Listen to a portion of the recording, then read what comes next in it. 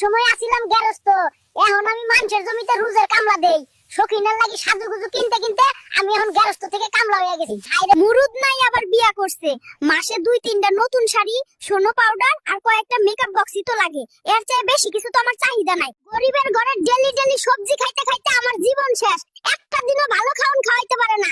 কি এক সংসারে হান্দাইছি শালার জামাই। এই জরিনা, বাপের বাড়ি চলে যা। তোর বাপ তোরে হাতি পোলাও রান্না করে খাওয়াইবো। তোর বাপ কত বড় জমিদার আমার জানা আছে।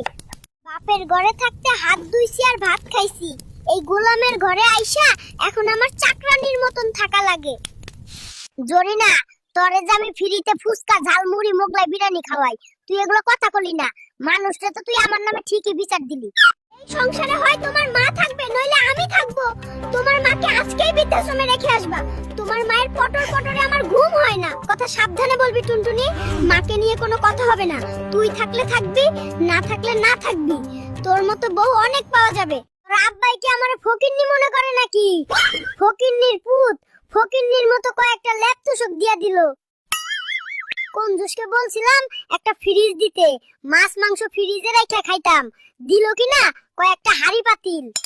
ফকিন্নির ঘরে কেন যে আসলাম রে? বিয়ের আগে আমারে কইছিল রাজরানী করে রাখবো, আর এখন কাজের বুয়া করে রাখছে। কখন দিন হয়ে রাত হয়, কামের চাপে কইতেও পারি না রে। কেন যে এই ফকিন্নির পাল্লায় পড়ছিলাম। ওরে টুনটুনি রে, বিয়ের আগে তো তোর আসল রূপ দেখি নাই রে। যদি দেখতাম, বিয়ে তো দূরের কথা, তোর আশপাশেও আমারে দেখতে পারতি না। কেন যে তোরে বিয়ে করে ঘরে আনলাম? তোর প্যান প্যানানিতে আমার জীবনটা ঝালাফালা হয়ে গেছে রে। ঠিক মতো রান্নাও পারস না, ঝাল দিলে লবণ দাস না, লবণ দিলে ঝাল দাস না। গোলামের পুতেরে বিয়া কইরা আমার জীবনটা তেন তেনা হয়ে গেছে। আমি কালকেই বাপের বাড়ি চলে যামু। তোরে বিয়া কইরা তো মহা মুশকিলে আছি। সারাদিন সিরিয়াল দেখোস আর একটু কাম করলেই তোর মাথা গরম হয়ে যায়। আজ 3 দিন হইলো ভং ধরছে। আমার বাপের বাড়ি থেকে কেউ আইবো হুনলেই হেতি অসুস্থ হয়ে যায়।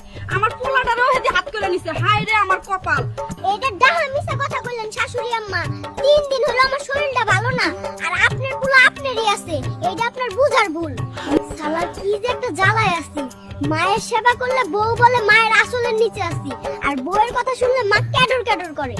আমার নিজের বাড়িতে কখনো একটা কাজ করতে হয় নাই, আর তোর সংসারে এসে আমার এই পচা মাছ কাটতে হয়। তুই কাট, আমি গেলাম। নবাব জাদি, এটা তোর বাপের বাড়ি না। পায়ের উপর পা তুলে খেতে চাইলে বাপের বাড়ি চলে যা। আমার বাড়িতে তিরিং বিরিং চলবে না, বলে দিলাম। এক সময় আছিলাম গেরস্ত, এখন আমি মানুষের জমিতে রুজের কামলা দেই। শৌখিনের লাগি সাজুগুজু কিনতে কিনতে আমি এখন গেরস্ত থেকে কামলা হয়ে গেছি। মুরুদ নাই আবার বিয়া করছে, মাসে 2-3টা নতুন শাড়ি, সোনো পাউডার আর কয়েকটা মেকআপ বক্সই তো লাগে। এর চেয়ে বেশি কিছু তো আমার চাহিদা নাই। সারাদিন কষ্ট করে কামাই করে 2 টাকা, আর টুনটুনির চাহিদা লাখ টাকার। ওরে আর রাখবো না, এবার দরকার হলে কিস্তি তুলে তালাক দিমু। এই ফহিনীর ঘরে ফহিনী, 7 দিন হয়ে যায় বাড়িতে আসোস না। তাড়াতাড়ি টাকা নিয়ে বাড়িতে আয়, আমি নতুন স্যামসুং মোবাইল কিনবো রে।